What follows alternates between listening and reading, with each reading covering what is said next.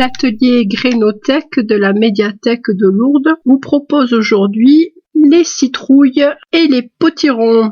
Alors c'est parti, c'est tout chaud et c'est Radio Gréno. Alors, courges, citrouilles, potirons, tout ça, ça fait partie de la famille des cucurbitacées. Alors c'est un nom très amusant qui ferait mourir de rire tous les petits qui l'entendraient et qui fait également sourire les grands.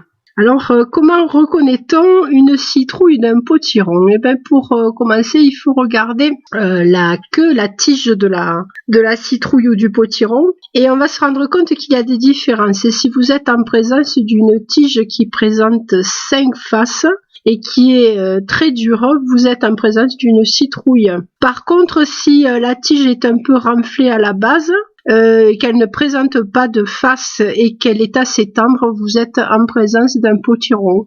Les cucurbitacées se partagent en plusieurs familles et on verra tout à l'heure pourquoi c'est intéressant, puisque les individus d'une même famille ne se croisent pas avec ceux d'une autre. Donc nous avons déjà les cucurbita maxima, ce sont les potirons et les potimarrons.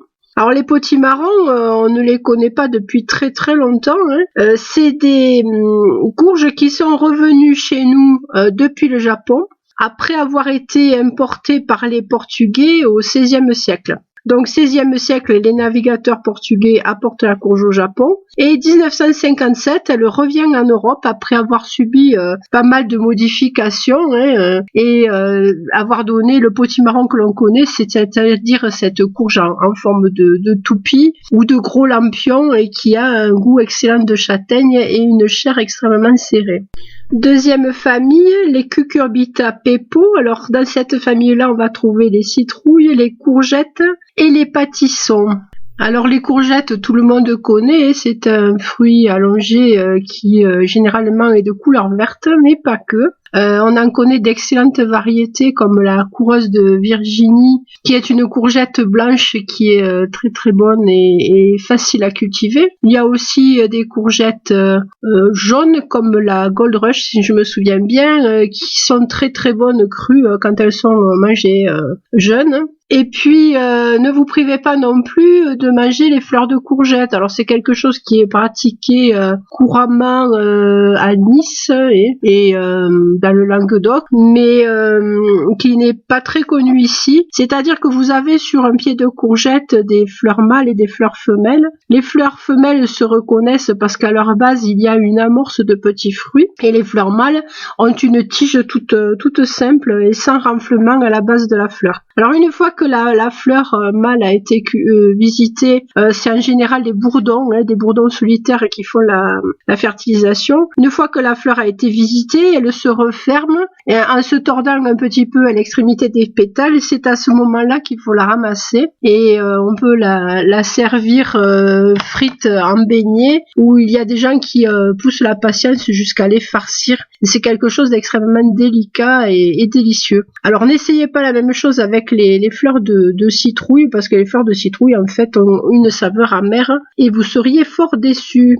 Parmi les familles connues, la suivante c'est Cucurbita moscata, donc les courges musquées, où nous trouverons les butternuts et les musquets de Provence. Alors la musquée de Provence, c'est une citrouille qui en fait a remplacé fort avantageusement les potirons rouges vifs d'Étampes que l'on trouvait sous blister jusqu'à il y a pas longtemps. Un potiron qui finalement avait une écorce assez fine, mais qui contenait beaucoup d'eau et qui avait un peu de mal à se conserver. Et donc la courge musquée de Provence qui l'a remplacée a une peau épaisse, qui est orangée et qui est un peu cireuse et qui prend des teintes de vert de gris et de rose pâle, et qui surtout a une chair qui est vraiment d'une très très bonne qualité, et vous avez certainement perçu la différence. C'est une courge que vous pouvez inviter sans problème dans votre jardin. Elle a des grosses côtes, elle est très belle, elle est spectaculaire, et surtout son écorce épaisse l'aide à bien se conserver et à supporter la grosse chaleur, d'où son nom d'ailleurs, musquée de Provence.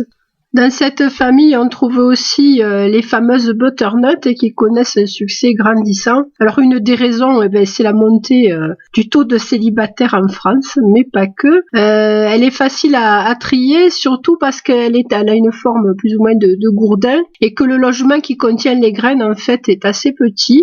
Il se trouve dans la partie renflée et du coup elle est très très facile à trier. Dans les variétés qui commencent aussi à être à la mode, on trouvera la courge spaghetti, qui est une citrouille. Elle a les 5 faces sur la tige.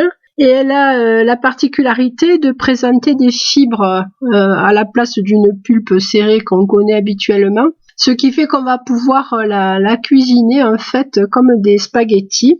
Alors ce qui pourrait être un inconvénient a finalement été transformé en avantage. Alors une des façons de la cuisiner en fait ce sera de la couper en deux et d'arroser la pulpe d'un peu d'huile d'olive et de sel de poivre, de la passer au four. Et une fois que la chair sera cuite, de la détacher à l'aide d'une fourchette, en enlevant les graines bien entendu, et de la cuisiner ensuite comme on pourrait faire avec des spaghettis, bolognaise ou carbonara ou comme on veut. En fait, on peut la servir aussi dans la coque, ça fait un plat spectaculaire et amusant.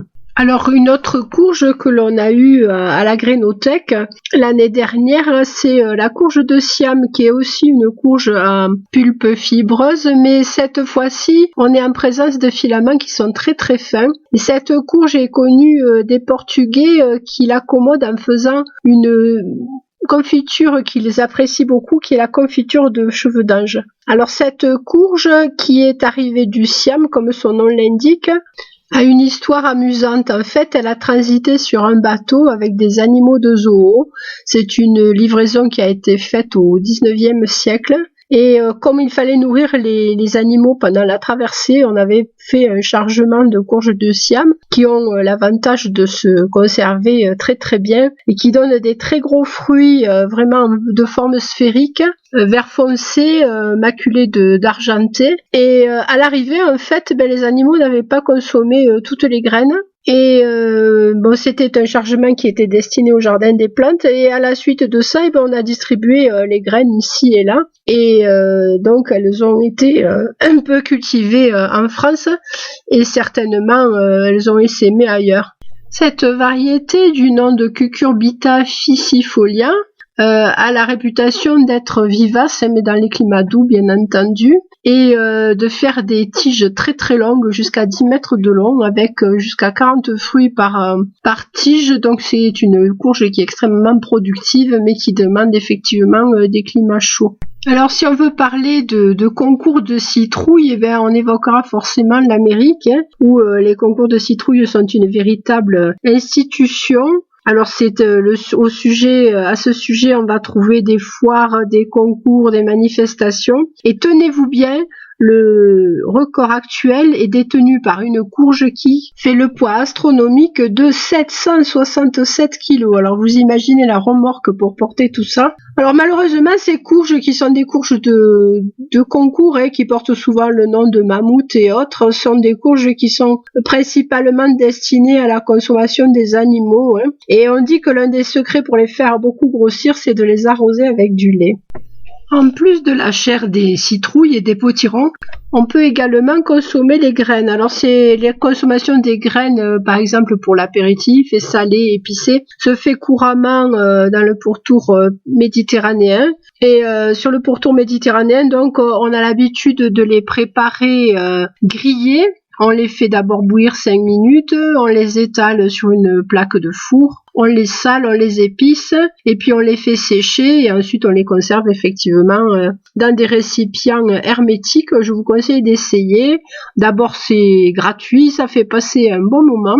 Et puis ça a plein de vertus, parce qu'à l'intérieur des graines de potiron, on trouve un produit qui s'appelle la pipérazine. Et la pipérazine, c'est ce que vous trouverez quand vous achèterez, par exemple, pour votre enfant, un vermifuge. C'est marqué sur l'étiquette et là, c'est gratuit et c'est à disposition de tout le monde. Alors, les graines peuvent aussi être broyées et faire de l'huile. Alors, cette huile de pépins de courge qui, paraît-il, a des vertus bénéfiques pour la prostate, vous la trouverez en coopérative biologique souvent ou dans les rayons épicerie fine. Et elle a un aspect un peu rebutant et ça fait un peu huile de vidange, c'est noirâtre, verdâtre, mais par contre c'est très bon au goût et puis c'est excellent pour la santé car on y trouve des vitamines et aussi des acides gras insaturés et on assure également qu'elle est bonne pour la prévention des caries dentaires, donc que du bonheur. Alors dans les graines de courge qui en général vont être de couleur blanche, je vous ai parlé tout à l'heure de la courge du Siam qui a des graines noires. Il existe aussi une variété qui n'a pas de peau.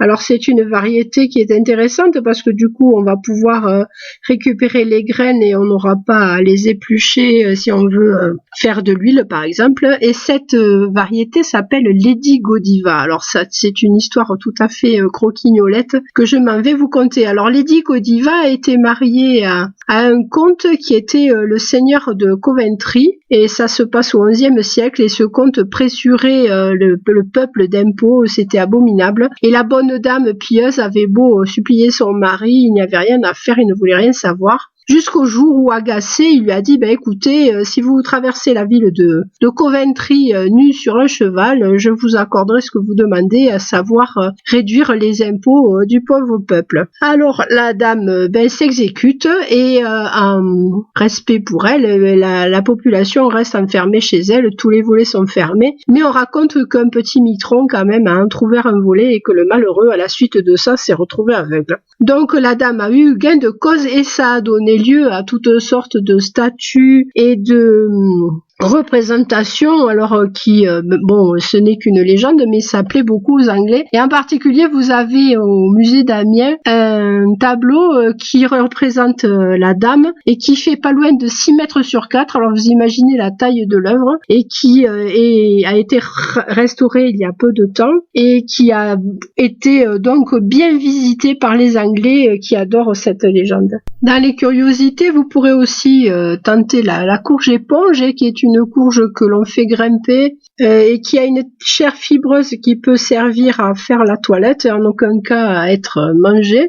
Ça pousse chez nous, il faut essayer, c'est amusant. Et puis aussi la fameuse courge pèlerine qui était celle que l'on cultivait avant que Christophe Colomb nous rapporte les citrouilles d'Amérique et qui a pour nom l'Agenaria. Alors c'est la fameuse gourde calebasse et que l'on trouve aussi dans des formats plus grands en Afrique et qui une fois séchée devient dure comme du bois et peut servir de contenant, d'où son nom de gourde pèlerine puisqu'elle servait de flacon pour transporter de l'eau ou peut-être du vin, on ne le saura pas. Voilà. Alors pour ce qui est de la culture, c'est pour bientôt. La culture se fait soit en petits pots à l'intérieur, à l'abri, avant les dernières gelées qui se passent fin mai. Je vous rappelle, les scènes de glace, ça se termine le 20 mai. Donc vous pouvez mettre vos potirons en culture, mais pas trop tôt, parce que ça devient très vite important. Dans des godets assez grands, donc 1 ou 2 graines par godet. Moi, je vous conseillerais un mélange filtrant dans lequel vous pourrez rajouter un peu de compost grossier. Alors, compost grossier, ça veut pas dire compost en cours de fermentation. C'est un compost qui a décomposé, mais qui n'a pas été tamisé. Les potirons aiment beaucoup ce genre de substrat, car ils ont quand même horreur de l'humidité persistante et du froid, et ce sont des composts qui gardent bien la chaleur et qui sont suffisamment filtrants pour que le potiron y pousse à l'aise. Une fois planté, vous aurez bien sûr la possibilité de le pailler, mais attention à ces paillages aussi qui servent de refuge à nos amis les limaces et aux escargots. Dans des endroits aussi où le sol garde l'humidité, vous pourrez mettre des petits morceaux de briques sous les fruits qui seront formés de façon à ce qu'ils soient isolés de l'humidité.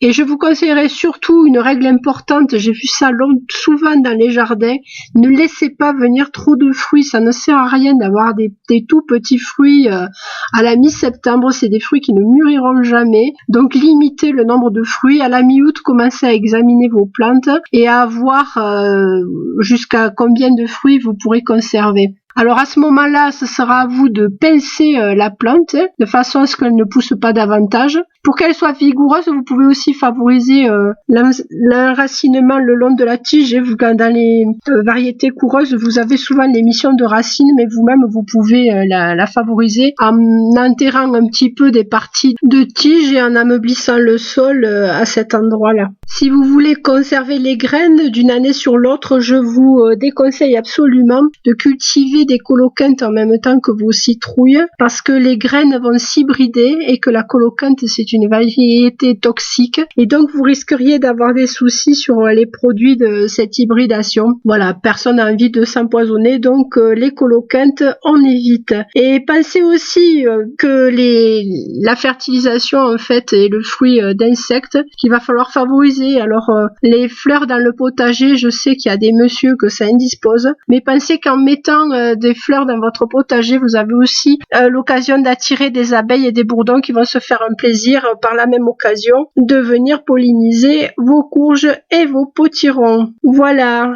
Une dernière chose, oui, vous pouvez faire ce que l'on appelle l'alliance des trois sœurs. Alors les trois sœurs, c'était quelque chose qui avait été découvert en Amérique. C'est la culture simultanée du maïs, du haricot qui grimpe sur le maïs et de la courge qui est au pied. C'est quelque chose qui est repris par la permaculture et que vous pouvez essayer dans votre jardin. C'est une façon optimale d'utiliser le sol. Et en plus, la présence du haricot vous assure une fertilisation du sol en azote puisque le haricot va capter l'azote de l'air et va l'injecter dans le sol. Et voilà, donc vous pouvez renouer avec cette tradition qui autrefois était amérindienne et qui est devenue pyrénéenne. Donc maïs pyrénéen, haricots tarbés pourquoi pas et une courge au pied, que du bonheur. Voilà, c'était Radio Gréno, Annick Valérie, à très bientôt.